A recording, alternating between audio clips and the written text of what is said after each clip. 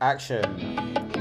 Welcome to the second episode of the Old Hombre podcast with one of your hosts, Mense Morera. Hi everyone, it's Andrew Kanikura. I've interrupted Mensa there, but I'm always interrupting. That's one of the things that I've got to stop doing. I get so eager to get involved, but sorry. It's all good. Don't apologize. Don't apologize. Energy is always a good thing. But yeah, I'm Mense, Old Hombre podcast. The objective of the Old Hombre podcast, it's a safe space to discuss three things. Work life, in no given order of importance. Work life, business trends, and the beyond work life and business. So, you know, what we all do in retirement. We still haven't touched much on retirement. I mean, we're only on our second episode, so give us a little bit of time to start weaving that into the narrative. But reason why we created this is because we find that there's a lot of news out there, but, you know, it's always the stuff there's always a finite amount of information that takes the main stage. And there's a few things in the background that happen that may resonate for people in our age bracket, or at least our mental age bracket, that we want to bring to the forefront. And also just give unfiltered opinions on just market trends. We both work in sales, so we always having to keep our eye out on how the world's evolving from a business perspective. So we thought we'd share our insights with you. Please do not take this as financial advice or life advice, because it's dangerous stuff. But yeah, that's we're not professionals in any of what we're discussing. Yeah, basically, yeah. Even sales, take it as we're not professionals. Yeah, this is just our experiences and purely opinion. Yeah, exactly. But anyway, intro done. Right, Andrew. Well, last time I kind of balled my. You know, it's like a bull in a china shop and took us straight into some subjects. Maybe you can lead us today on what's gathered your attention this week. Well, what's really peed me off this week, and I only found out yesterday after struggling with 3 days of trying to find the right content, is the Olympics and the BBC. Oh, You've gone straight into controversial street. Yeah, I'm going to go into that, and then you can pivot or stop me if you want. But it's really peed me off, right? So as you can see, I'm a very sporty person. Yeah. We've always said that about you, Andrew. Yeah, I know, you can see that, and I like my football and I like the Olympics, and you know what? The UK prides itself in being a very multicultural society, right? The UK prides. I like that. I like what you've done there. I like what you've done there. But continue. Go on. I mean, just on this screen, you know, we've got a Turk, we've got a Colombian-ish, and you know, we're a multicultural society from all over the globe. We've made a life here. We contribute, etc., right? But when it comes to the Olympics, despite, you know, I mean, I've been here since I was 4 years old. I'm practically as British as the next man. But, you know, when it comes to certain things, you still get a bit of nostalgia. You still want to see, you know, how your country from your parents is doing, etc. My God, you know what? I can't view anything that involves Turkey unless it's against a British athlete. Right. Yeah, there's nothing. Right, so basically, they might as well call it, you know, the British Olympics or whatever, because the BBC seems to think that everybody in the UK is only interested in British athletes. Yeah. Yes, of course we are. Yeah, of course we are. But occasionally, there are certain sports and certain events that I'd like to watch because it involves Turkey or involves Portugal, which is where my wife comes from. Yeah. Yeah, and etc. But no chance at all. Yeah. Right. So that really bugs me, because I pay, like you pay, you know, for this service, and it really bugs me that they don't recognise this. And you know, I know it's a bit of a stupid topic, but they pick the one that you wanted to watch, irrespective of who was on it. Yeah, right. I like volleyball, men's and women's, not the beach one. I'm not a pervy. It's you know, I like the normal volleyball, and I love watching, you know, all of the countries, and and it's really, really good. And I could pick it, and I could watch it, or I could watch track, or whatever. This year, that doesn't exist. And I thought, hang on a second. The three things that the BBC have said, right? Yeah, the crown jewels of the BBC that they're never going to sell off for it: the FA Cup final, yep, the World Cup, right? You're always going to have access to it, and the Olympics. Well, it turns out that the Olympics, so it may not be the BBC's fault, but it turns out that the Olympics have sold part of this, this on-demand part, to Discovery. And Discovery, if you've got a subscription, no, it don't count. You have to pay extra for a separate add-on to watch the Olympics. I just think it's disgusting. Disgusting. Yeah, no, I get your point, and you know what? I think we've both been thinking about similar subjects this week. I'm gonna actually put you out your misery, but you know what? Let's start light-hearted, Okay. but it's still in the theme Okay. of Olympics performance. So you know me, I like an Instagram reel more than the next man, right? Read this one, Andrew. Yeah. Turkey sent a 51-year-old guy with no specialized lenses, eye cover, or ear protection, and he got a silver gold medal. I know. This one's been floating around. I actually saw that. And I just thought to myself, do you know what? This is a healthy reminder never to screw around with Andrew.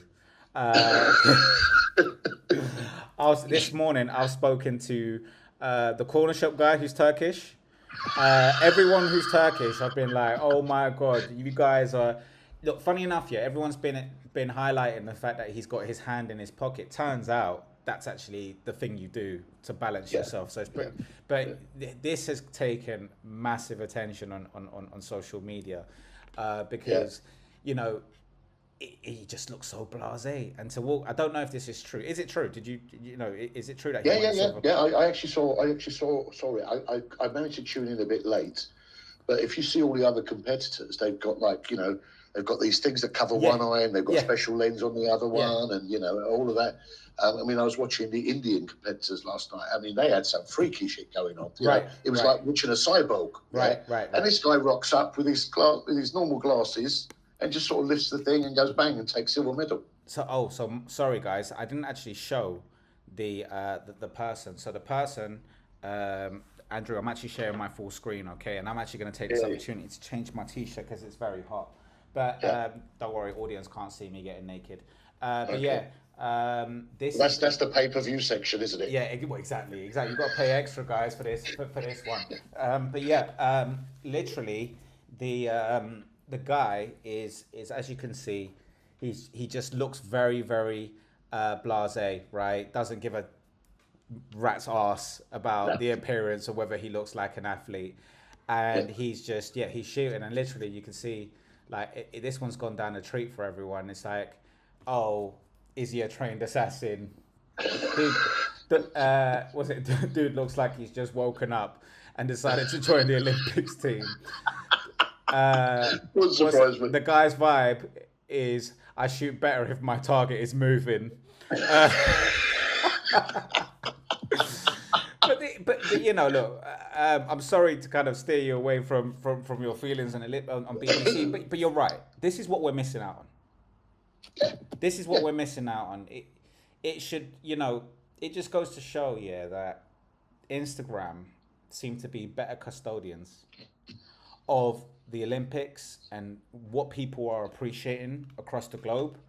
But then at the same time, Andrew, I want to rebuttal on this. Isn't the BBC a government institution that's here to put the lens on British sport, right? And I'm guessing every country's doing that too. So we do have to give them a bit of leeway on the fact that. Let me stop you on that last comment. I'm guessing every country's doing that too, and yes, you're right. They're doing it to some extent. But you look at some countries where, I've had the pleasure of sitting down and watching television and watching sport, whether it's on holiday or business trip or whatever. You find there's a couple of things, right, that differ slightly with the BBC in particular. Yeah. Portugal, big example. I spent quite a time in Portugal. We both did recently. And you watch the sports channel and they will cover sport free from all over the world. Yeah. I mean, all over the world.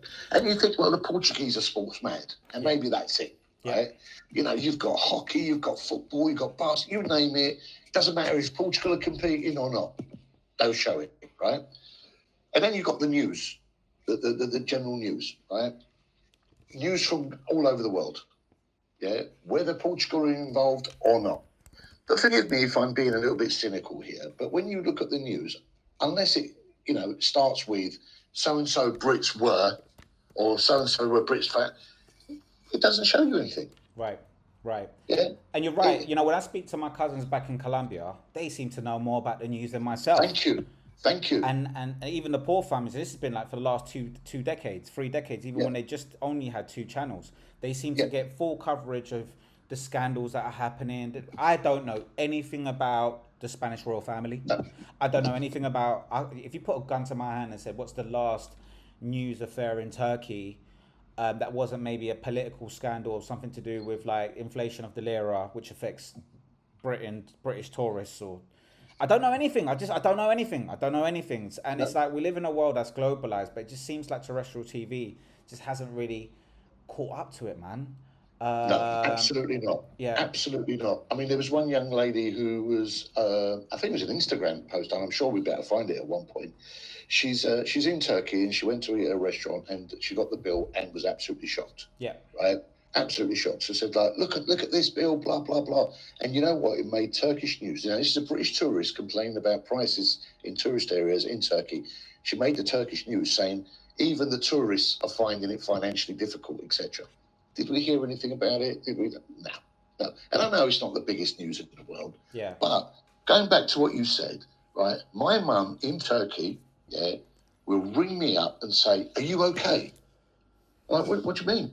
Oh, there was a fire apparently in Essex, and I know you live in Essex. Essex. Yeah, I know. Yeah. Proper regional shit. Sorry, stuff. Yeah. Yeah, no. Something will happen. I don't know in Sweden or in Norway or whatever, and or certain regions, and unless like I say, unless like, oh, Mr. John Bonham from so and so. In Greece, there's a search party because he got lost in the mountains, right? A, why are you going on your own in the mountains, you tosser? But B, you know what, Mr. John Bonham, why does he make the national news? And I don't know, some catastrophe or some political thing doesn't in another country. Yeah. And that's my rant. So no, I think you're right, and I think I think with the BBC, there's loads of challenges right now, and we are going to touch on some of them. But again, to be lighthearted, right? Audience, you don't know me very well, but you'll come to learn that I'm a massive South Park fan. I do like vulgar comedy. I try to keep it off this channel as often as possible, right? But Andrew, I don't strike you as I don't want to judge you, but I don't strike you as a guy that's even watched one episode of South Park. You're absolutely 100% correct. Okay, all right, okay. But I will be referencing South Park a lot because South Park, I don't know if you've come across, there's a rumor about The Simpsons, right? So The Simpsons has been going on for, 30 years plus, I can't remember, right? And they've made so many episodes that eventually they've actually predicted future events. So there's a theory that Matt Groening, the founder, or the person who made The Simpsons, is a time traveler.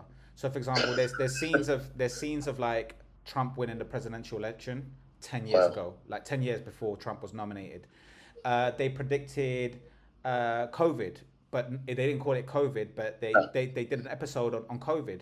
There's shots of like Ebola in a magazine way before thing, or there's even like, I think they've even got, it's a massive conspiracy theory, but it's now edging towards past conspiracy theory. And funny enough, there's an interview out there, which I'm not going to show, but there's an interview out there of one of the founders saying that it's coincidence. It's just when you create so many plot lines and episodes, you weave stuff in, and eventually it becomes you just strike luck. But anyway, fans aren't believing it.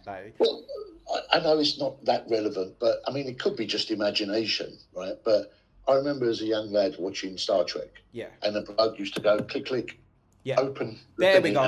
Exactly. And then you got the Nokias. Yeah, exactly. And what's it? Life imitates art imitates life, or whatever it is. Yeah. But anyway, to bring it back on track, so South Park is now also going into that lane where they're predicting a lot of social issues.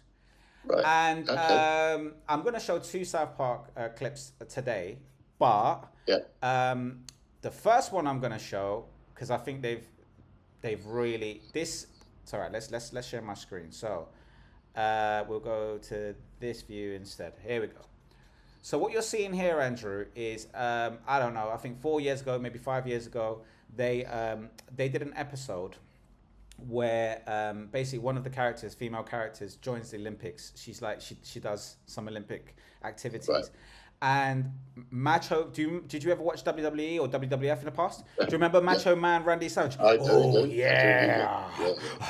Like coked up Randy Savage. Yeah. Well, Randy Savage joins the Olympics as a transgender woman. And she proceeds to beat the crap out of this competitor in every sport, right? So look at this one. I think you check this one out.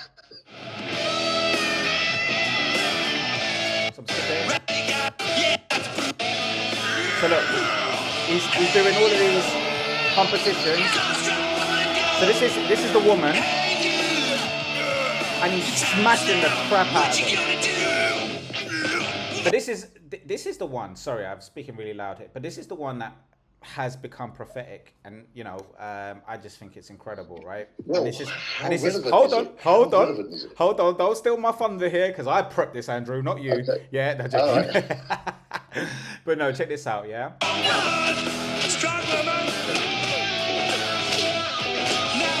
Right, you see that where he's boxing the crap out of the woman? Yeah, Andrew, it's happened. It's only happened. Look at holy y'all. It actually happened. Well, we have trans athletes beating the shit out of women in the Olympics. I mean, just look at this. It's not even close. This was on last Apparently, night. the International Olympic Committee cleared 2 trans athletes to compete in this year's Olympics, despite the athletes failing the gender tests put in place by the Boxing Federation. And boxing of all... I know this. I know it's a podcast, but I'm speechless. I think it all speaks for itself, right? And it's not just the BBC, I believe, that has lost touch of what people want to see. I think it's the world as a whole.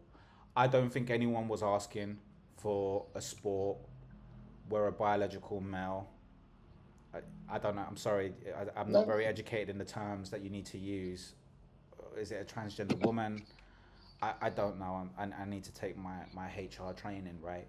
But I don't think anyone was calling out for that as a sport. I don't think the demand for it was high. And that's caused a lot of controversy. There's also been the reenactment of the Last Supper. Oh, damn. Which has also caused a lot of controversy. And we're now going past that line of market demand. You know, it's almost like we're doing things in the world stage that no one's really asking for. Like, is it? I mean, is it the minority that's asking for it and they're speaking the loudest, and then there's nobody with any common sense to say, "Hey, hang on a second, guys, what are you talking about here?" Right? Because I've recently discovered social media, as you can see, and I'm an old dinosaur, right? But recently, you know, I sit there and watch some funny clips and what have you, and constantly I keep getting these things, you know, just highlighting the things that you showed. Yeah. And people saying, let's have some common sense here. Yeah. Right. I mean, there was one guy, an old guy from Texas. He goes, in 1,000 or 2,000 years' time, when aliens come down to Earth and there's no more humanity, they're going to pick up graves and they're going to find 2 sexes. Yeah, I know. Yeah, that's a big social media rebuttal to this whole conversation. Yeah. You know what it is, Andrew. I don't want to go so much into that element. It's more about organizations, because this is a business podcast, right? Not a politics podcast, but occasionally both things overlap. Yeah, right. And it's inevitable, which is why we're discussing it today. But there's something called there's a writer that I really like. His name is Nassim Taleb, and he's written like many books about risk. He's really a really respected. Well, some people hate him, but he's a renowned writer, modern day kind of philosopher, if you will. You can call him that. I'm a massive fan just purely because I like the way he breaks down certain concepts. But one of the concepts that he breaks down very well is minority rule. Yep. So the minority rule is this idea that a small group of people can leverage a high level of influence to the point where the majority's behavior is shaped by the needs of that minority. And I think that's very necessary, right? So when we think about disabilities, for example, if we statistically look at people that have disabilities, it's a very small portion of the world's population. Yeah. However, mandating accessibility in society for these disabilities, what's super powerful. It's what makes us an evolving society. Right? Absolutely. And you know, Absolutely. It can be a pain in the ass for a small business owner to have to invest an extra grand or two getting a ramp in or putting in protocols.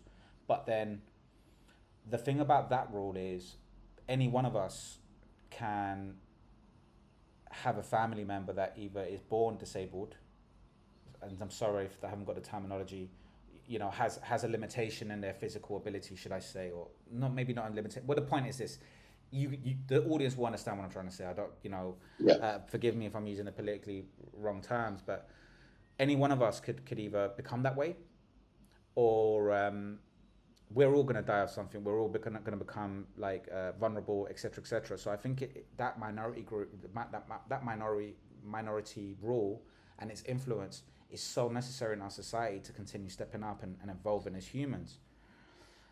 There's other case studies where, and he talks about this as well. So this is, if anyone really cares to understand what the book's called, the book is called Skin in the Game.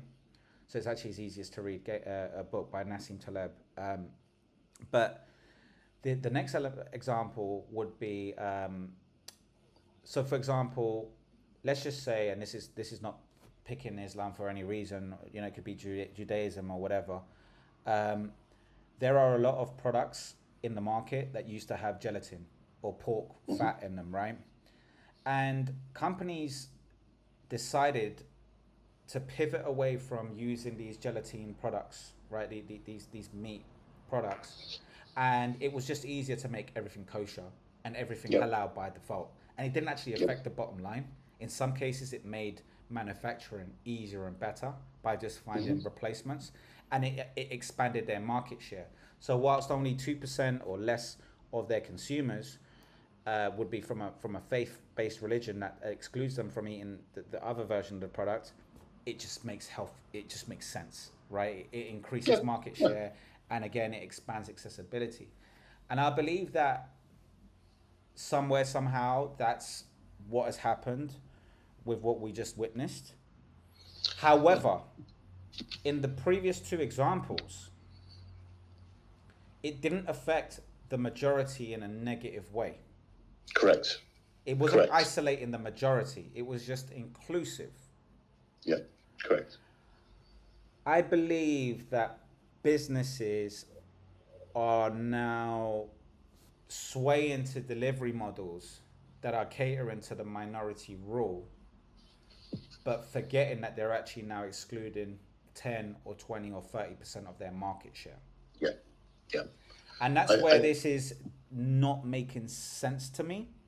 Yeah. And this is probably going to be the theme of the podcast today, because I've got several examples. It seems like we've both been thinking along the same lines. Do you know what I'm trying to say? So having someone in that scenario where, you know, there was a transgender. Yeah, okay, cool. Transgender experience versus a lady, someone who identifies as female, who's grown up with that identity throughout their whole entire life from birth to whatever. Having them compete is isolating a lot of people. We don't even need to do a meta-analysis on it, right? It's upsetting people. And we're now pivoting away from that healthy minority role and influence to this. I think the other danger is that they're using that minority rule as a weapon. It's being weaponized. You know, to maybe, you know, gain advantage somehow as well. Yeah. Well, that's where everyone's saying it's a conspiracy theory. Do you get what I'm trying to say? Because that a lot of pundits that are for it are saying, well, no, there's no malice in it. It just is what it is, right? They're women, okay? Yeah. But regardless of what the sentiment is, whether it's noble or not noble, the fact of the matter is, from a business perspective, we're isolating people. We're now getting them like disgusted, like not disgusted. Yeah, they're boycotting the sport. Well, I don't know if it's true. I just heard a rumor. I haven't had time to research it, but the Olympics lost a sponsor because of that. Yeah, yeah. So Samsung, I believe, pulled out. Right. So in fact, well, that's what this is all about. This is all about what's it? Sometimes researching on the go, right? So let's just Google Samsung pulls out of Olympics. Let's go to news and see whether there's several news sources. Fact check. Satire site says Samsung pulled out. Okay. No, they didn't pull out. Did Samsung pull out of this Olympic? Fact check. It has not pulled out. Okay. Right. There was another. Somebody did pull out. So there was another one. Home Depot. Apparently, I saw that floating on the internet. Nope. Apparently, Home Depot did not pull out. Well, maybe it's just spot rumors being pushed around. Well, there you go. So Olympic. Let's just write Olympic sponsorships lost. Yeah. No, yeah, sponsors pull out. Let's just put news and see. Well, Samsung withdrew due to woke agenda. Let's find a credible. No, there doesn't seem to be credible sources. No, I think it would have been on the general news as well. I mean, I just heard a rumor somewhere, and I haven't had time to research. There you go. There we go. See, and that's the thing about the internet, right? Exactly. No one pulled out. No one pulled out. No. So just so that people know, this is what I googled. I just put news, and there's a lot of people fact checking that said no, they didn't. So a lot of this is social media hype. But the fact of the matter is, one thing we can confirm is, at least when it comes to narratives on the internet and YouTube, there's a lot of people that are upset about it. And there's a lot of support for that upset. I don't really have a conclusion about it, but what I do know is there is definitely a consequence to this. There's definitely a consequence to it's a lot of people are feeling that it's an offense on them personally. And I don't think that's the way the minority rule should work, if that makes sense, or the minority influence should work. But it's interesting. It's interesting. And for me, I believe that behind all of this, it's take into consideration what your audiences want. You started this off by saying you were upset about the coverage and the way BBC, are choosing certain bits and are not. It's meant to be a world sport. It doesn't feel like you're getting a world sport feeling. And you're also saying that actually they've cut off several elements of the sport coverage and sold it to other companies, right? And we're paying license fees for this, which then pivots to the actual next subject, which is, let's look at the figures. The BBC annual report shows that 500,000 people have dropped out of paying their license fees. So they've by the end of the 23-24 financial year, they were at 23.9 million viewers, and now they're now at 23.9 million viewers, and now that was a drop from 24.5 million basically the previous year. Andrew, I think terrestrial TV is dying as a whole, because there's a misalignment between, obviously everyone knows that the typical narratives, which is there's a misalignment between what the internet can show you in real time. The value is meant to be that with terrestrial TV, there was meant to be a higher quality of content. Because it's paid for and all that type of stuff, there was more integrity on the news coverage, which we just proved to some degree. We thought both Home Depot and Samsung had pulled out, and they hadn't. So that's the value of having an institution that actually can have a level of trust in the integrity of its information. But then people are still pulling out, and people are saying we don't give a damn, we don't give a damn, and it's down to like opinions like yours, where we're saying, look, this isn't serving my interests at all. Like, what am I actually getting for this 16 quid a month that I'm paying? Like, what am I actually getting?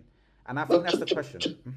To be honest with you, man, it's not a lot of money when you compare it, and I'm sure we're going to do some analysis or whatever later on, or another show about what you get compared to Sky, for example.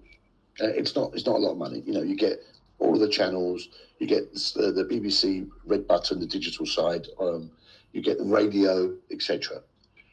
But it's quantity over quality now. It seems to be, right? Yeah. And I sit there and we're looking for homes. We're looking to move, and home. My wife loves a good house show and a good decorating show, and and I look at the BBC and I click on the button. Oh, what's on today? Blah blah. Oh, right, someone's escaped to the country. It's on every bloody day, right? So you watch it, and then basically you're watching this program. Oh, for 300,000, you got this house and it's so wonderful, and then it comes up with prices are correct as of 2010. You're telling me a home program, that's 14 years old. 14 years old, right? The value is irrelevant. The area is irrelevant. Yeah. God knows what's. They just seem to be filling it with crap. So there's two challenges I see here, right? It's high quality, and this is why I spoke about the quality of the content. It's high quality content, so you can't deliver it on the go, and that's where the internet has an advantage, right? So, for example, yesterday I've been reading a book, really boring. Don't recommend it for anyone unless they really care about the stock market. It's called Bull, the history of the stock market between 1960 and 2010 or something like that. And it's all about the bull runs and the bear. When the stock market has been high and when it's been low, right? And they spoke about a shift that happened in the mid 90s, where before. All of a sudden, like in the 90s, people started investing in stocks more. Like it was more affluent time. People just started to diversify their investments and buy stocks. And then you had the rise of the mutual fund, which is basically almost like a private equity company that goes and buys stocks on your behalf. And they claim to be like normal market trackers, etc., etc. And they started doing a lot of advertisement around people buying shares, right? And then all of a sudden, AOL and all these different companies started buying television networks to actually do punditry on stocks. So stocks became an entertainment thing. I used to watch them. There you go. So you have to Jim Cramer was one of like the early guys. There used to be one on one of the TV channels, and literally I used to be fixated on new stocks, what's happening, etc. Absolutely fixated. Right. So the reason why, so they went from like doing decent market analysis to every day just giving opinions, on the go opinions on stocks with no actual analysis in the background. Just hearsay, oh, that person said this and that person. It was just literally like a reality show where they just name companies and talk a load of rumors and make speculative things. Hardly any research in the background. That became very popular, Andrew. And people just didn't want to hear highly researched content. Yeah. And there was always this pressure. So they started off first talking about quarterly earnings. And that was, but then they started running out of content. So they started talking about just daily shifts in stock market prices. No value to the nation, to the people that were watching it from a long-term investment perspective. And people were just using that news to crank up the value of shares and then dump them afterwards, right? So it just became a propaganda machine. But people loved it because they just liked hearing new stuff over and over, like every day. Well, there's all so they actually interviewed some of the people at Jim Cramer and whatnot, and they just said, look, that's just what the audiences want, and I just simply don't have enough time to do research and tell people things. And sometimes I'm right, sometimes I'm wrong, c'est la vie kind of thing. That's the internet right now. Mm-hmm. People want new content on the internet all the time. So some people are making it up. Some people are doing a bit like what we do. We're not doing deep research, but we're like spacing out our episodes so that we Yeah. actually have something of quality to talk about, even if it's not completely founded. But people care more about opinions nowadays because they want to connect to other communities rather than deep analysis. Although sometimes you do get specials, right, where people research for a long time and then they release that, but they can't come out often. So the challenge that the BBC have is that not only do they have dwindling budgets, they're recycling a lot of Escape to yeah the yeah country. yeah they're recycling a lot of content, Andrew, But right? it's not And then just they recycling, Mincy. It's not just recycling, right? Now, if you look at the BBC, right, if you look at some of the content that they come up with in the past, that's got longevity, yeah, only fools and horses, yeah yeah, right? You know, you could turn it on today and laugh your guts out, you know, yeah right? But it's not just about what they've done is they've sold off a lot of this stuff, right? right. So they're Yeah, losing so they're they losing don't the even have classics. that. They're losing the licensing on the classics. Correct. Andrew, I shit you not, right? This layout. So what day are we talking? 2024, right? Channel 4. This layout of two Cheers episodes at 6 a.m. followed by Everyone Loves Raymond and Frasier. That pairing as a trio has been around since I was 12. Well, not since I was 12, but yeah, Andrew, when no, I I'm just first talking moved about to myself Essex, here, right? I'm Gen Millennial. I'm a millennial. I'm not, I'm a millennial, right? Yeah. It's been the same since I was 12. mate, I moved to Essex. Yeah, my oldest daughter is 27, 28 years old. Yeah, I was watching that exact thing in Essex before she was born. Well, there you go, right? And that would have been around when I was 12, because I'm about 10 Yeah, or yeah. odd years, or maybe 15 above your daughter, your youngest daughter. Yeah. So the point is this, yeah, why am I paying? I'm now graduating into being an adult, right? I make, decent money for my age. Why the hell am I paying my TV license to watch the same crap? Not crap, because I love Cheers and I do love Frasier and I do, but I could just buy the DVD set. I could just go on Prime and pay the 50 quid for those 50 each. Well, maybe I'm underestimating the streaming value of buying all of those seasons. But I could buy the DVD set and buy myself an old DVD player, and that's it. Problem solved. I can watch them whenever the hell I want. So this is what people are paying for. Yeah. No insult to Channel 4. The thing is that with Channel 4 and Channel 5, it's not such a hard because we're not paying. Okay, all right. But let's go back. Okay, cool. But when you go to BBC One, BBC Two, or alternatively, if you haven't got, say you've got Sky. But all right, here you go, Andrew. Sorry to interrupt you, yeah? No. But you're right. Thank you for keeping me focused on it, right? Yeah. Homes Under the Bloody Hammer. Yeah. Same thing applies. Bargain Hunters. Yep. Same thing applies. Mate, Yeah. watching BBC Two when I was 12 was like a slow death. Exactly. Right? Yeah. I'm now 36. I look at that roster and I'm still like, this is a slow death. Like, this hasn't evolved into what I want to see. If this carries on another 10 years, it's probably not going to be relevant, Andrew. The content's not evolving. No, not at all. Not at all. And if you take Olympics out of the equation, God knows what they're going to be putting in them slots. But this is what I'm trying to say. So it's like, so I look at BBC and I know there's EastEnders and I don't know if Holby City's still around. But the point is this, it hasn't changed, man. And we're talking 12 quid, Andrew. Andrew, on your side, please, for the love of Christ, can you Google what the price of a Netflix subscription is nowadays? Yeah, you've got options now. You've got the with ads, haven't you? Well, do the most expensive. Do the most expensive one, Anyway, look, so whilst this is happening, Andrew, I'm looking at this roster and it's just like, I don't think this is evolving with new audiences. Andrew, I pay for my TV license today. Do you know why I pay for this TV license? Have a guess. What? No, go on. I haven't turned on my TV for terrestrial TV now for 7 years. No, that's a lie. 5 years. So when my mum died 5 years ago, that TV used to come on. Yeah. Then my mum passed away. I threw away the antenna because it was getting on my nerves. I haven't downloaded the BBC app. So I haven't watched any of these channels in like 5 years. Yeah. And I've been paying TV license for 5 years. Do you know why I paid it? Because I thought you needed one to own a TV.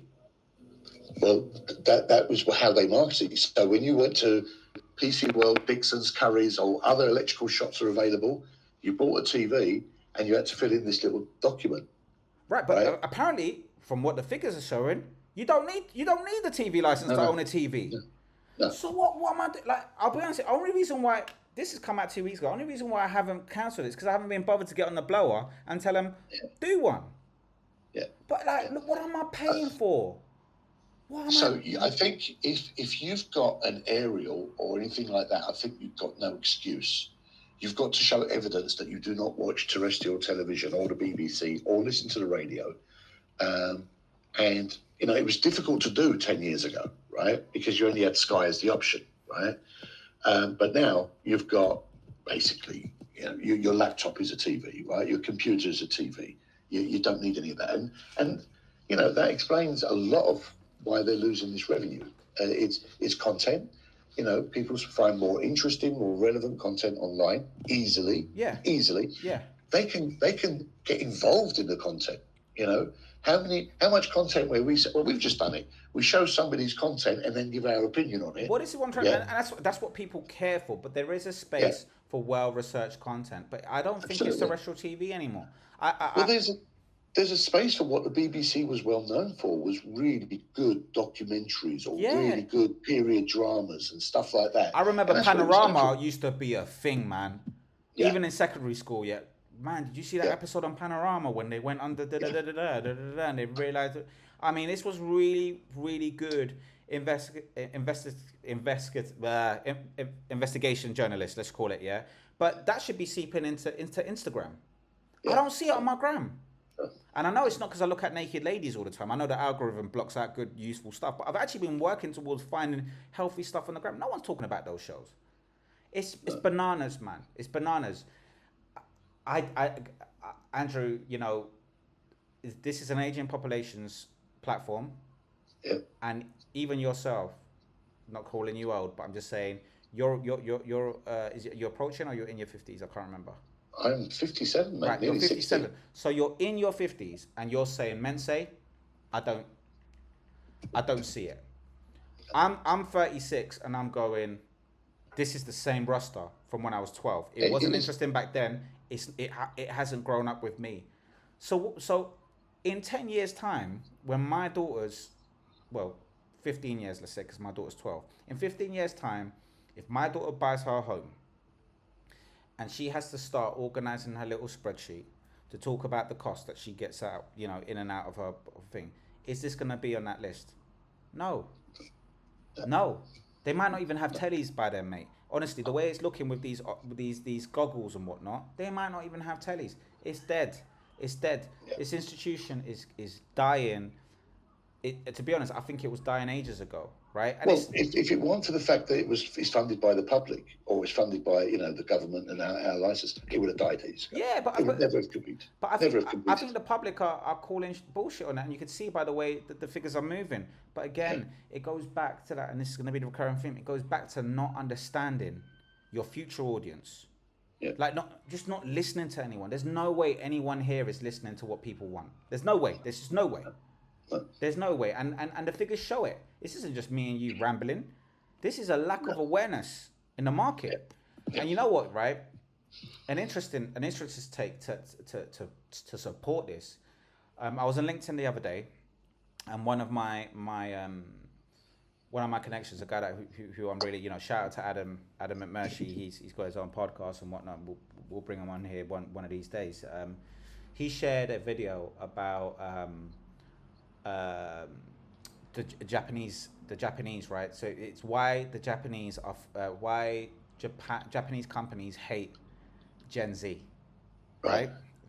Very provocative title, like whatever, but that's not really the takeaway that I got from it. It started off talking about the fact that terrestrial TV in Japan is still doing very well. Yeah. And guess what Japan has? An aging population problem. Yes, of course. So actually, you know what? Let me share just a few clips of of what's happening in Japan right now. But it just goes to further support, right?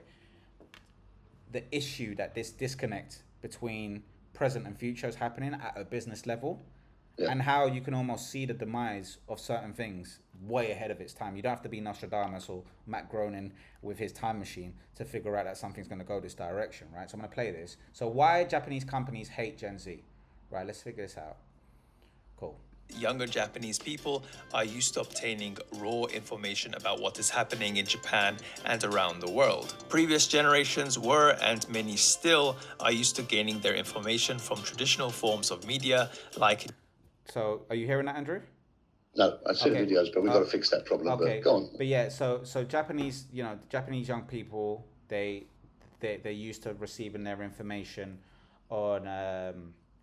on social media, right? Yeah. And then it's gonna go into why it's gonna go into why some of these some companies are also out of touch with their youth.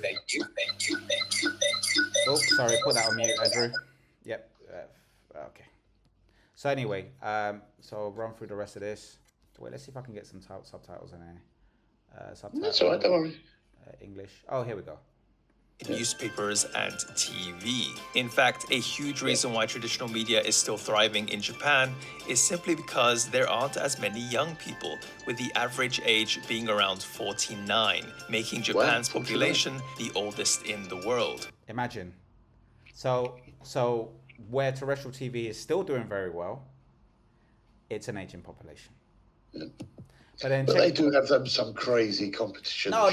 They've got great content. Yeah. I'm not poo-pooing the Chinese. That's so racist. I'm not poo-pooing the Japanese. But what I'm trying to say is, right, that but they do have young people that aren't watching it, and this is this is the main takeaway point, right? But this is interesting because now it's going to go into a whole different take, which I think ties together maybe the direction that we're taking this conversation in, right? So, however, as many might have already known, traditional media is often quite selective on what is reported and tends to spin stories in a particular way, depending on their audience base.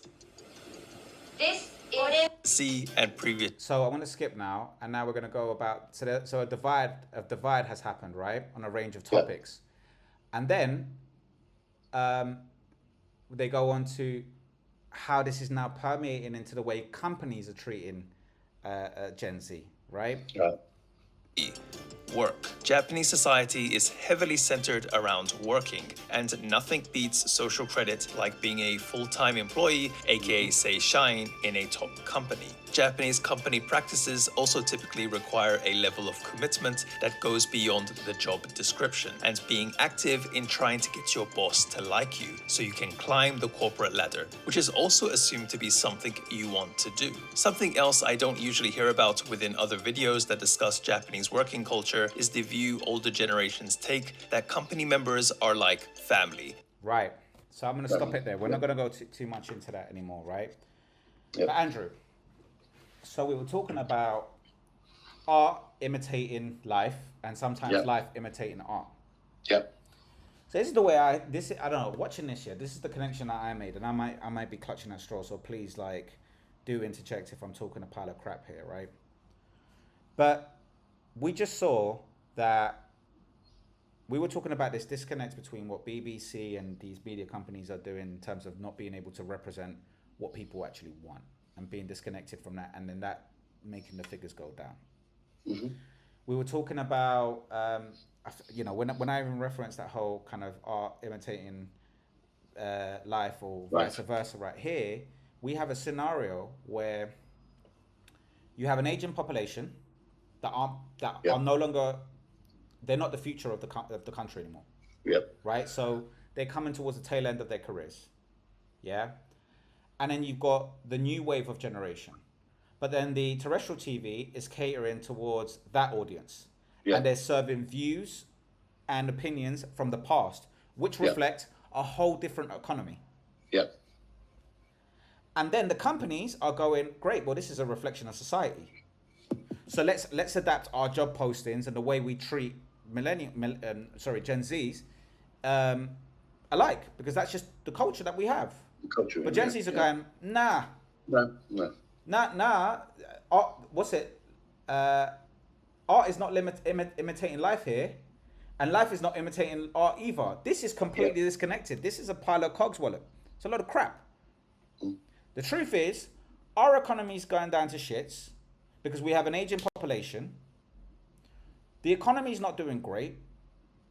Working hard for the companies, hence quiet quitting and all of this stuff that's happening, right? It's not really keeping up with our expectations. I'm not going to sleep underneath my desk. There used to be this romanticization about working so hard in Japan that you slept on the tube and all of that type of stuff. They're going, I'm working and I'm having to take care of my mum who's aging, and myself and my kids, all on a 40 grand salary. Yeah. Because our pensions are depleted. There's just not enough resources to help our elderly, because usually the young outweigh the elderly. That I'm trying to say, it's always like a different proportions and whatever. So it's like, for example, if we think about the pensions right now, our direct taxes are paying the pensions today. There isn't just a pension pot of old money. That money's been spent, but it's always, you're always paying for the past, if that makes sense. And then that ends up being a state pension. Well, there's not enough people to pay for the state pension. So people are these young people in Japan, they're feeling the burden. It's just a complete disconnect. A complete disconnect. And I think that's what's happening with companies as well. So, I mean, in the last episode, we were talking about how Burberry, you know, I had my theories around Burberry and all this type of stuff, and how, you know, their figures were dwindling because their brands are no longer kind of sexy as luxury, like symbols of distinction. Opulence. Yeah. And individuality. And you know, I thought it was more of like a market shift, but you said no, mate. It's just people don't care anymore. There's these things. There's these changing dynamics that are happening in society, and I think it's just interesting to see that there are some organizations that are learning how to rebrand themselves and become relevant and move into that new market, as well as not completely alienated their old market, BBC, right, and Olympics, like what they're doing. It's that fine balance. Do you know what I mean? I mean, I think you had bought offline one of our major retailers that had toppled recently. Do you remember? Yeah. It was another so-called designer brand. It wasn't. I mean, it's not a designer. It's more high. It was supposed to be high-end market. You know, high-end high street. Yeah. And they just decided, you know what, we're just going to pull out completely. They decided to close all the stores. Who was that, Andrew? Sorry? Who was it? What was the company called? Oh, do you know what? I've completely bloody forgotten now. Ted Baker. Oh, Ted Baker. All right, well, let's go into it. Let's go into it right now. So, share my screen. Let's go into analyzing mode. So, Ted Baker, which I'd say is kind of like a middle level high-end brand. It's high-end high street. Yeah, that's how they used to market themselves. They're not quite designer. They're not on the level of, you know, the Louis Vuittons and whatever you. But they're like a Coach. Would you say they're like a Coach? Coach. Yeah, or like a Guess, like a Guess level type brand. Yeah. So and this was a British brand. Yeah. Home. So it's going to close all of its stores, concessions, and its website. So it's not even going to do digital anymore. No, it's a shame, isn't it? Because it's been unsuccessful. They were told that the latest plans, which have not been finalized on Friday, before it collapsed in March. It had employed 975 people in the UK and Europe, and it had 46 stores. And it's part of the House of Fraser work. Yeah, I mean, we're just seeing them drop like dead flies. Yeah.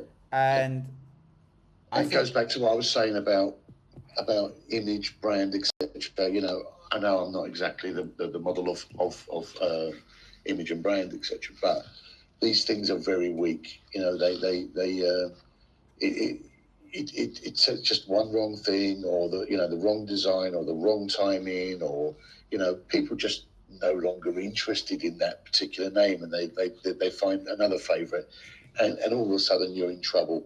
And it's a shame because it was a British one.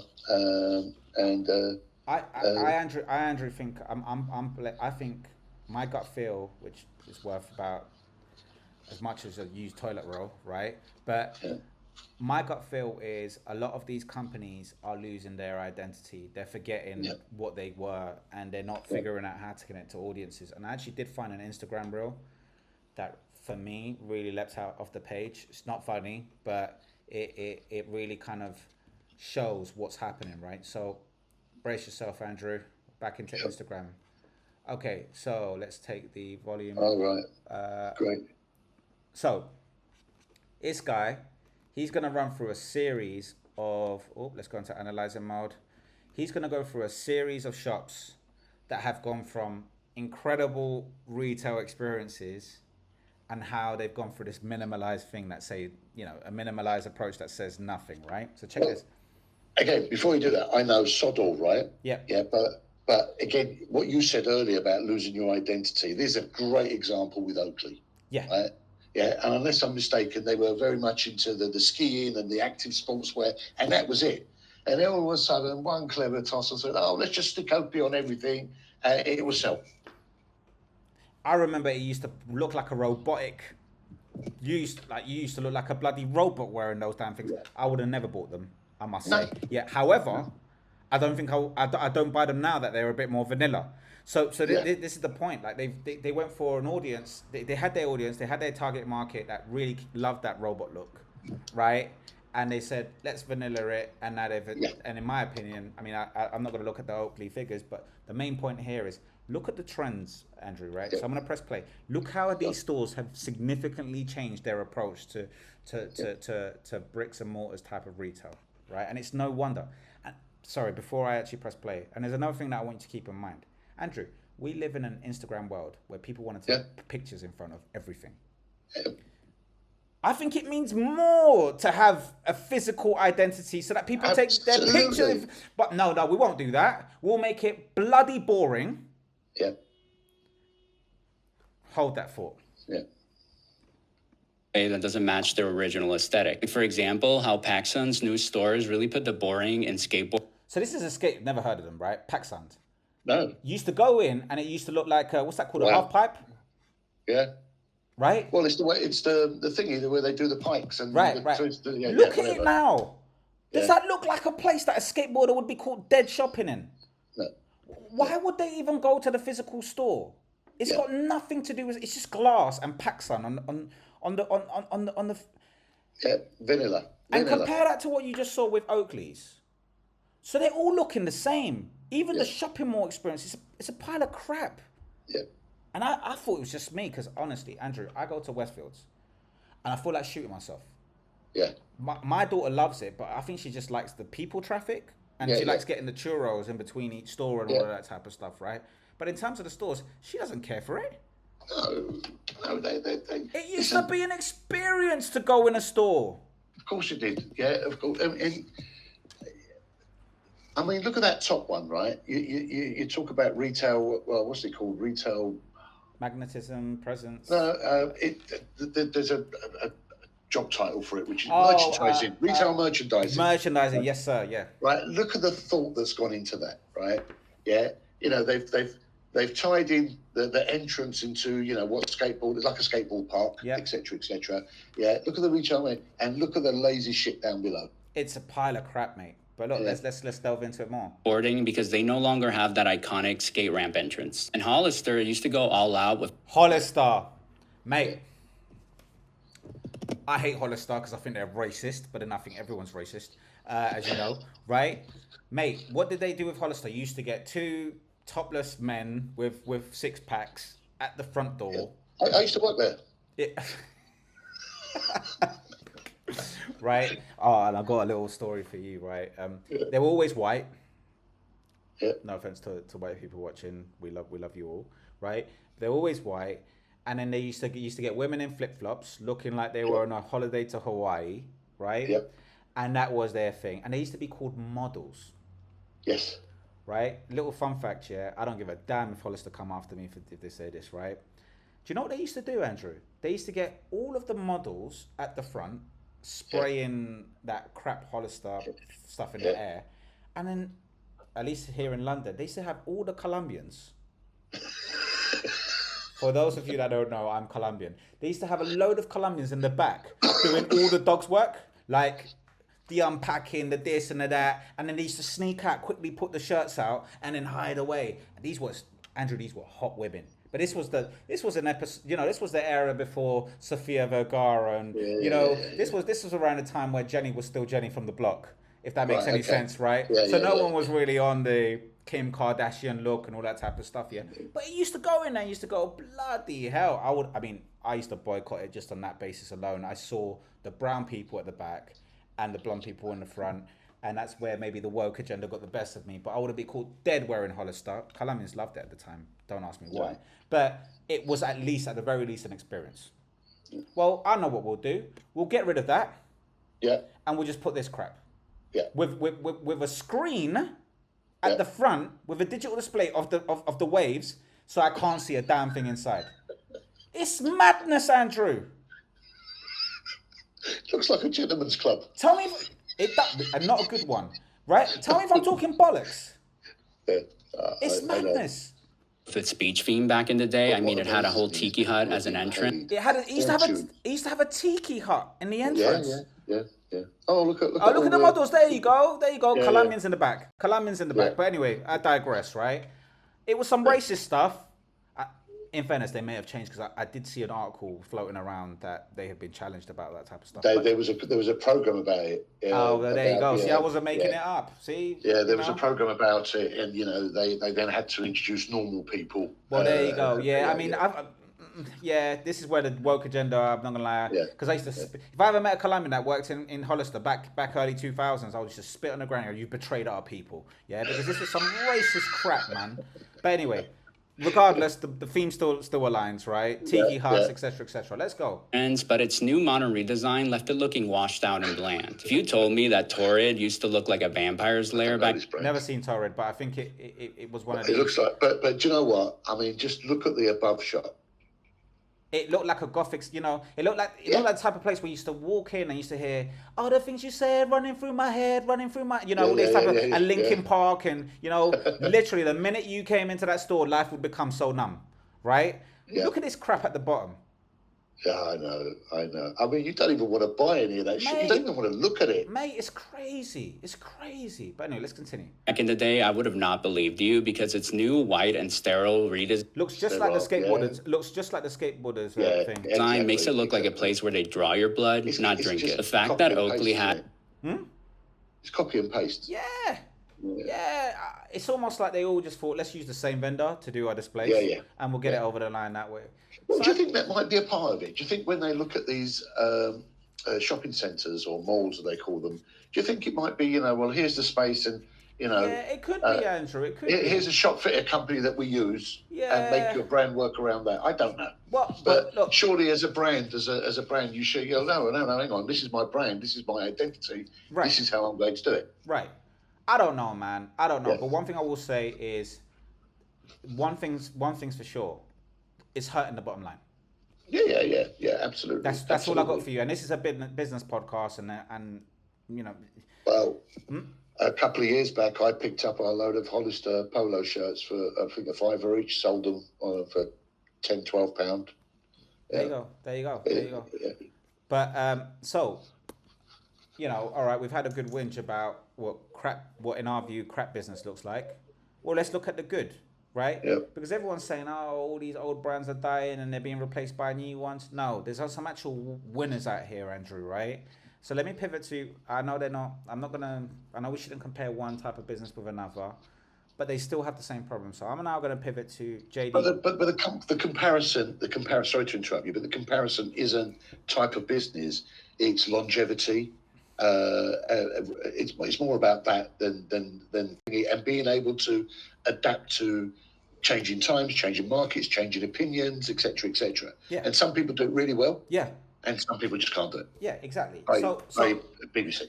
So for the audience, what we're really trying to achieve here is there's all these random articles that you're seeing on BBC, right? But they just tell you, or BBC News or The Guardian, they just tell you this is what's happened, this is what's happened. We're trying to link this all together to say what's the recurrent theme in the market and what are the undertones, right? So what I'm about to share, Andrew, is let's go back to analyzing. JD Weatherspoons, which is a famous pub here in the UK, which funny enough, it was also built on the revival of something old and turning it into something new, right? So all these failing pubs across the country, right? Pubs, for those of you that don't live in the UK, not that we'll ever get any listeners, right? But the point is, for any of you that live outside of the UK, you'll know pubs are a very British thing. They were called public houses. People used to go to them, and it used to be where everyone knew your name, like Cheers, and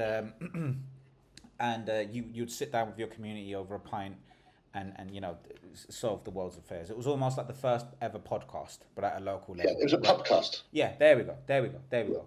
So they started to fail. People just didn't, all of a sudden we had more diversified communities that didn't have that culture within them, right? They didn't really care much for public houses. So you had a lot of public houses closing.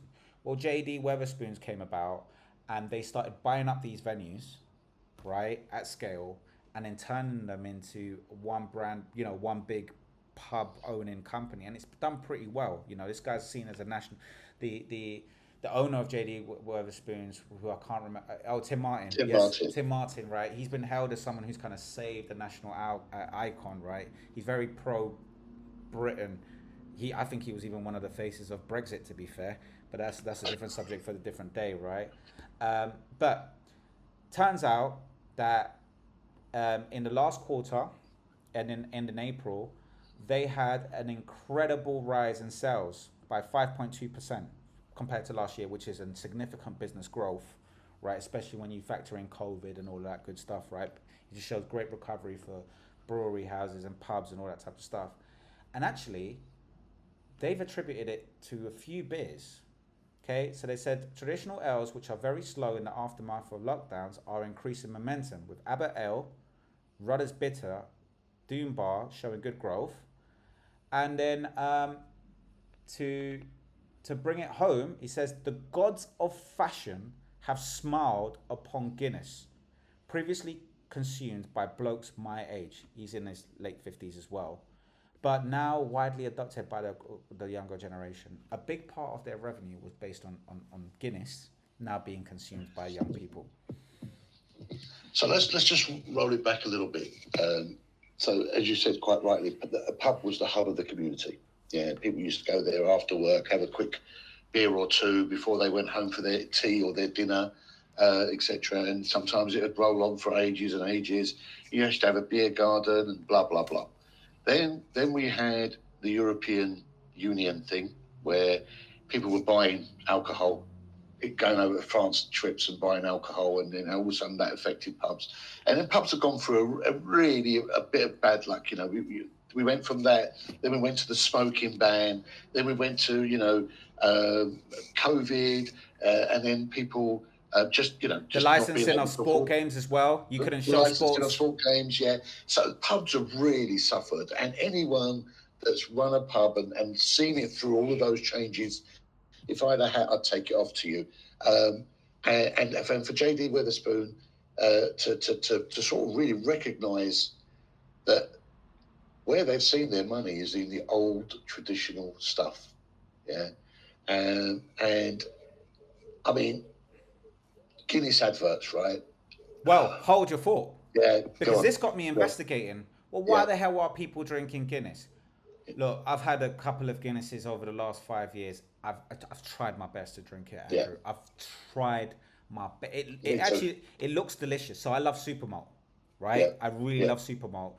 Colombians love malt drinks. Like we don't ask why I'm talking about malt. I don't even know if Guinness uses malt, but to me, it looks like the same color as malt. Love super malt. I've been dying to love Guinness because I'm not really a beer drinker. Yeah. And I've tried the stuff thinking one day it might just taste a little bit like super malt. I'm not there yet, right? But the point is this, it definitely hasn't been seen like a young man's drink for a long time. And I just thought to myself, well, how the hell have they got a whole new audience of young drinkers to the point where it's significantly being reported as one of the biggest revenue streams for one of our national pub chains, right? So it got me thinking, what their marketing team been doing? And I came across this great video. I'm not going to show the whole thing. It's a seminar, 25-minute seminar by a lady called Anna MacDonald. Right. She is the head of marketing for Guinness. Yeah. And here she's talking about how they pivoted from the old men. Before, it wasn't even that long ago. You know, it's only been a 5-year turnaround. Before COVID, you used to have old men sitting down with Guinness and no one cared for the damn drink, right? But over the last maybe 6 years or so, all of a sudden you're seeing young people sitting around with Guinness. Let's see what they've done from a marketing perspective, right? Okay, so you're not going to be able to say this, but I'll run through the points. And shows up in culture. And I think pictures speak 1,000 words, actually, and it's brilliant to see the images here because as we think about the importance of culture, the theme, as I said earlier, there's a big theme here about listening, right? And So it's the first thing she's saying, right, is, and I'm sorry because I had that on double speed for a second, but I've just slowed it down. There's a big theme on listening to the culture. Yeah. So the first thing they did was just figure out what people were saying about their drinks in the first place. Yeah. I mentioned the surfer ad earlier. Guinness has always been a brand whose marketing has hit the cultural mark. But actually, a lot of that was, we were very well known for TV ads. So they used to be known for TV ads. It was archaic type of marketing, right?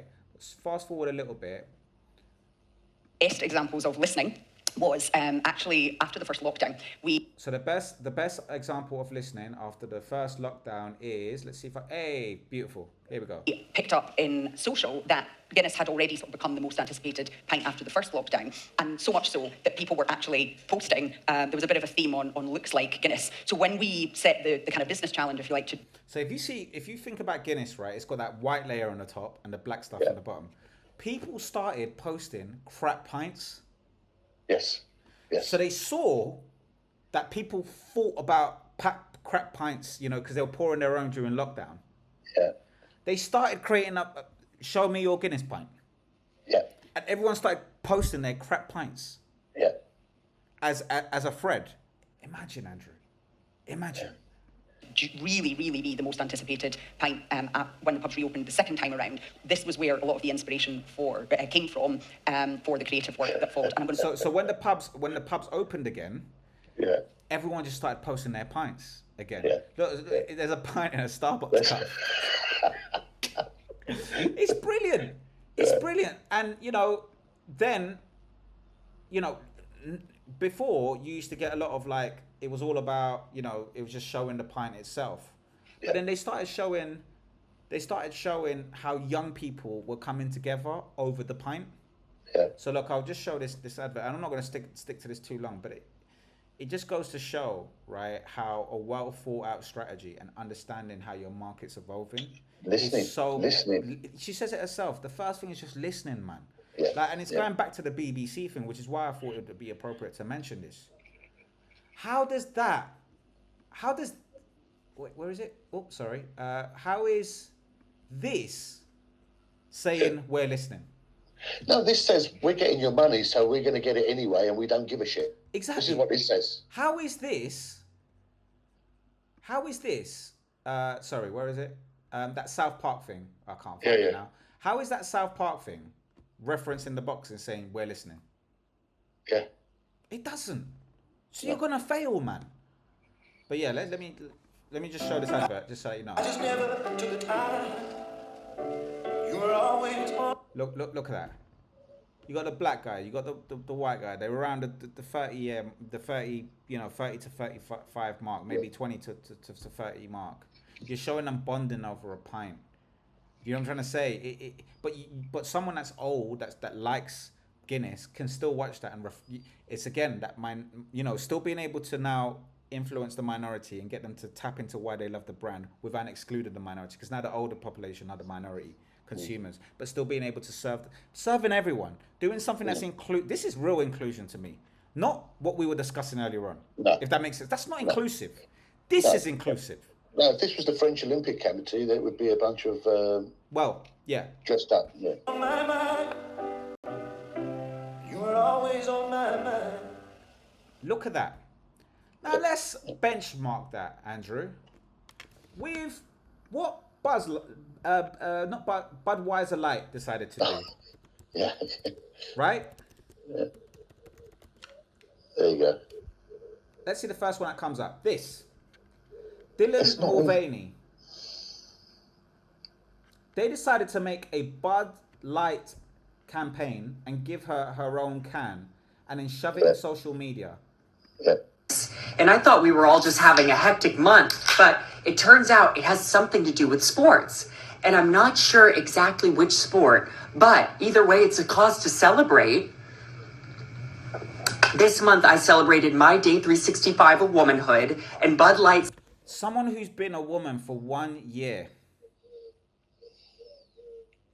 Andrew, this was a massive scandal. You know the share price. You know the share. I think they're owned by AB and Bev. Yeah. AB and Bev is a massive conglomerate. Let's see. Let's just double check this before I start, referencing the wrong.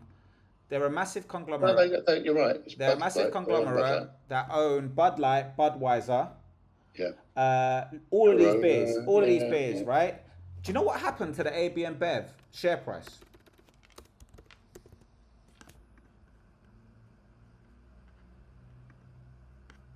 Look at that. Yeah. 48% drop. Yeah. 48%. It's again. It's not listening. It's presuming. It's Yes. jumping on the bandwagon. Yes. Yeah. And I'm not being funny. No. Do you know what the marketing director got fired eventually? Yeah. Do you know what she said? Right. She said we were trying to pivot away from the fraternity type marketing, which happened to represent 90% of its market share. Who drink beer, Andrew? Just quickly, without being sexist.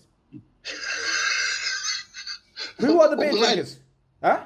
All the lads drink the beer. This is my point. He said we wanted to pivot away from the fraternity.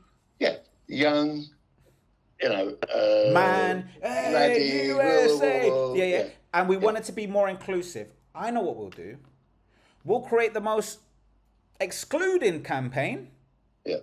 Do a big FU to our standing market share and act inclusive by doing this. Yeah. She even says here, I don't know much about sports. I just like Bud Light. Yeah. Andrew, that's not inclusivity. You can't call it inclusive if you're then going to exclude a big part of your majority market share. Inclusivity is meant to, again, minority rule. I don't know, man. Maybe I'm getting this whole game twisted, but what surprises me is, look, you and I are nobodies, right? Yeah, and we've got life experiences, and we've got some life knowledges that we've picked up along the way, and we've got opinions, etc. Right? Yeah. But forget me. Even my daughters, who are very up to the minute with all of this, they would have looked at that proposal and went, "Whoa, hang on a second. What are you doing here? Are you sure this is right?" Did nobody go, "Well, stop. I don't think this is the way we should go"? And I'm not blaming the marketing lady. She's come up with an idea. Yeah, but someone okayed that. This is the person that should be leaving. The person that okayed it, right? And I'm not sure. I mean, what I've seen of Diddle Mulvaney or whatever. It's got nothing to do with her. It's got nothing to do with her. No, exactly. But exactly. The point is this, right? It's going back to this whole, what we were discussing with the Olympics, what we were discussing with BBC, what we were discussing with the Japanese, the Japanese debacle. You're not listening. No. Absolutely not listening. Absolutely not listening, thinking that I think a lot of them think that, they can change the market. They can influence the market. They can create demand by doing this sort of thing. Yeah. Yes, there's an aspect of that. And yes, part of your job is to create demand. Yeah. But who do you want to create demand with? A very minority or the majority, where you're going to get most of your revenue? This is my point. I just think, Andrew, I think the winners and the losers are being defined right now, and I think those that stay away from politics but are inclusive as possible, and that includes their original market as well as new markets, win. Those that are trying to trade markets off, unless you're literally saying these markets will never exist again, fair enough. Yeah. But it doesn't make sense. And you've got exactly the same example with Gillette, and I know we've mentioned that before, but their tagline, "The best a man can get," they wanted to drop it completely. Yeah, it's madness, and it's just opened up the wave now for all these new shaving companies and Manscaped and all of that good stuff, where they just double down. Oh, you want to leave the golden goose egg, the golden Goose or whatever, we'll take it. We'll take it. Yeah. No bloody problem. We'll take market share from you. And it wasn't just about, the man, with the six pack and the rugby. There was a guy with his, son, and they were shaving together, and it was all about Legacy. this. It was legacy, man. Yeah. It was such great advertising, and then they decided they were going to drop it and go the same route. And you'd go, and you'd go. My first shave, it's got to be with Gillette. Generally, the first thing I did when I started growing this, right, I went straight to Gillette. Because it was the best a man can get. As far as I was concerned. It was. Everyone, that's what you bought. But now it's just like, forget about it, man. I now shave. I shave with anything I can get my hands on. I don't bother. Do you know what? Funny enough, though, Andrew, and you know, it's a bit ashamed to say this, but I'm going to say it anyway. I do shave with Gillette. But you know what I use for my face? Oh, okay. Do you know what? No. Do you know what I use for my face? No. Venus. Oh, nice. I like the Venus ones more than the man's ones. Company anyway. No, it is Gillette. That's what I'm trying to say. I have pivoted to Gillette, but I've now pivoted to the best a woman can get. Oh, right. Best a woman can get. Yeah. Because, like, generally, they're just nicer on my face. But yeah. I see. You know what? I see nothing wrong in it. I see nothing wrong in, you've got Gillette, the best a man can get, and, you've got father and son or whatever, and blah, blah. And then you've got Venus. And it's designed for women, so I see nothing wrong. And I think the advert was like the Venus song by a girl band group. I can't remember. Yeah. I see nothing wrong with that. Well, there's nothing wrong I'll tell with you that. what. Now we have to combine and include both people. And what we do is by trying to include everyone, we exclude and alienate the people that we had in the first Although place. whilst you're saying that, I do see a problem with it, right? Yeah. Try to explain to a woman when she comes to your house Yeah. why the hell you have Venus in your bathroom. Do you know how many times I've been asked, all right, well, I see you've got a missus. Da-da-da-da-da. Yeah. And occasionally I've just gone, Never thought that. Like it turns out that I've got like half of my cabinet is female products, and they'll be convinced that I live with a woman. So it's not great for your love life. I have the opposite. I have the men stuff, and my wife uses it all, and Well, there you go. Yeah. But anyway, look, just to conclude the point, right? Iron Brew. Oh my God, Andrew, I love Iron. This has been the biggest best drink in the world. Thank you. Best drink in the world. Thank you. Right, Andrew. Colombians love. I'm sorry, this sounded like the Colombian podcast. This is a Colombian podcast. I know I'm wearing a Peru hat, but that's because my daughter's half Peruvian. She just come back and bought me this hat, right? But literally, Colombians love Iron Brew so much that we've copied the stuff and we've branded it Colombiana. Right, so let me show you, right? Colombiana drink. Look at that. Oh yeah. Look at that. Yeah. Look at that beautiful. That beauty, right? Yeah. We mix it with beer. Yeah. Oh my God, it's brilliant, this drink, honestly. And it's just like Iron Brew, maybe with a tad of vanilla in it or something like that. I don't know what they use Iron Brew, how they make Iron Brew. It's just orange, isn't it? It's just like orange. If someone put a gun to your head, a bit like Coca-Cola said, well, at least with Coca-Cola, you go, it tastes a bit nutty, and there might be some cinnamon in there or some nuts in there, whatever. Yeah, but if I put a gun to your head and say, what does Iron Brew taste like? What's the taste? I don't know. I just like it. It's not orange. It's not like the vanilla and the caffeine thingy. I've no idea, but it's nice. Right. So with that in mind, let's go back to. Wait, have I lost my tab? Where's my tab? Right. So, next one along, isn't it? No. I've lost it, haven't I? Rubbish. Oh, there it is. There it is. Right. So it's been a big mystery. All of that to say, it's been a big mystery to me throughout my whole life how this is not the number 3 drink in the country. Like, what's number 2? I don't know. I don't. Right. Well, maybe you might Google that in your way. But all of my friends, when they used to, like, when I was a younger, they used to come to my house, and then I'd always have Iron Brew, and they used to be like, "Wow, you've always got Iron Brew in your house. What's your obsession with Iron Brew?" Like, no one goes to the fridge to get, unless you're Scottish, to grab an Iron Brew, right? People don't think of buying Iron Brew. Am I right? Wrong? Yeah, no. All right. So look, let's look at this article, right? By the way, AG Bar is the company that. Sorry. No, go on. I've just had a description of what it tastes like, and I'm not sure if I agree. Go on. Undertones of ginger, orange, and bubblegum. Bollocks. Bollocks. Never got in ginger from Bubblegum? it. Ginger is the bit that offended me. Because I hate ginger beer. I hate ginger. Yeah. Bubblegum, I see it a little bit, but not ginger. Do you? Not ginger. Not ginger. No way. That's offensive to me. But anyway, with that said, yeah, AJ and Bar, they've forecasted this half-year revenue to be higher than prior years, right? Strong And the demand. next line is a big reason. Where is it? Where is it? The strong demand of cocktail. What did I tell you? We mix the stuff with beer. Colombians, we're the future. Just know that, right? But precisely, right? So they've just done a merger with Carlsberg, Britvic, and the share price has gone up. Look, AG Bar now expects its revenue to be about 221 million above, so basically they've gone up an extra 12 million off the back. Yeah. That's decent growth, Andrew. Yeah. That's decent growth. And by the way, they own Rubicon as well, mate. So they're sitting on a gold mine there too, because there should be some Rubicon mixes too, right? Well, do you know what though?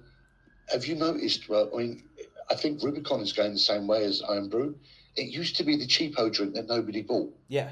Right, the 10p a can, not for 15p me. a can. Anyone that has a bit of culture in them here in Hackney, they drink Rubicon like it's tap water, mate. I'm just. Well, I thought it was an Indian company, to be fair. Yeah, I did as well. And now you start getting Rubicon because it used to be in the pound shop or whatever, right?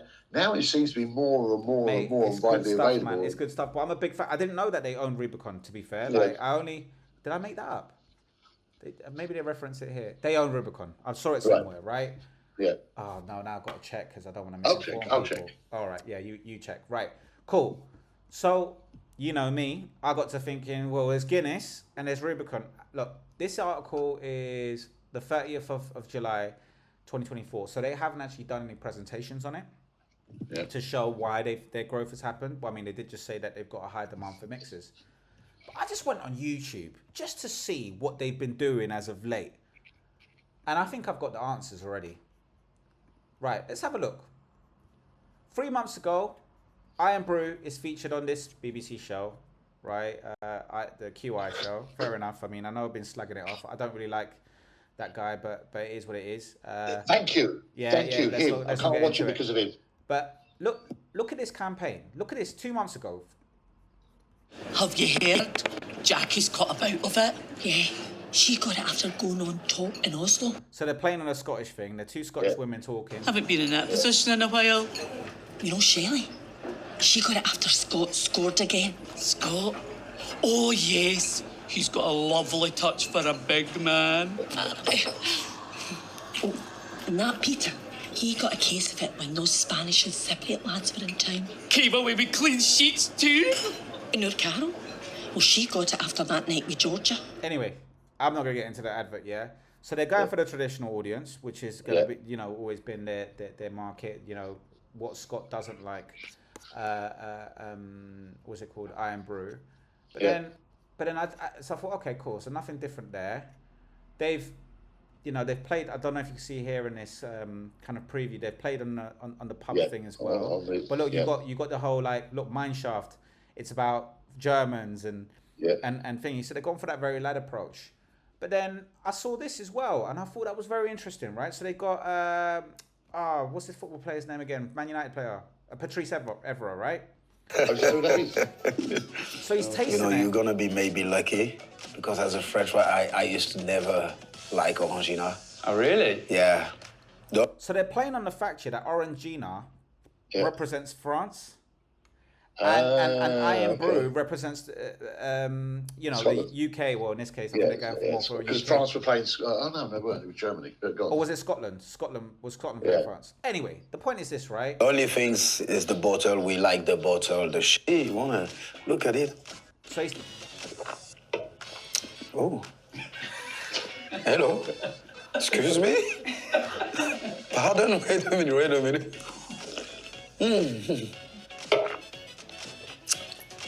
Okay, my Scottish people. You got me on this one. Right. The fact is, a lot of people haven't tasted this damn thing. Mate, I bought some a while ago, a 6-pack, stuck it in the fridge. and it stayed there for like almost 2 weeks. Yeah, even I'd forgotten it was there. Yeah, then I had one the other day, and it's like, oh, what's that? Oh, it's Iron Brew. So Melissa and Sophie had one, and now it's on the shopping list. Andrew, you crack one open, yeah, you're hooked. Yeah, and then you forget about it, and then you're hooked again. Yeah, that's their thing. I don't know what it is about the taste, or whatever, but they're using that as momentum for their social media campaign. Yeah, they're using the fact that no one knows about this drink, and the shock value that people get in that first sip, to raise their brand, and I just think that's brilliant. I think that's brilliant, mate. Like, look at this. They've even got they even got on the Guardian. Okay, guys. So this is, for those of you that don't know, Alexandria Ocasio-Cortez is a famous. Don't tell me she's Colombian. No, she's not. Well, I don't know where. She's American, right? She's an American Senate member of the Senate, whatever. But she's a very, very, very famous political figure in the US. And yeah, they got her tasting an Iron Brew. I found it. Iron Brew. And the name is great. Let's see what her reaction is. They're watching over there. Okay, so it's orange. Okay, here we go.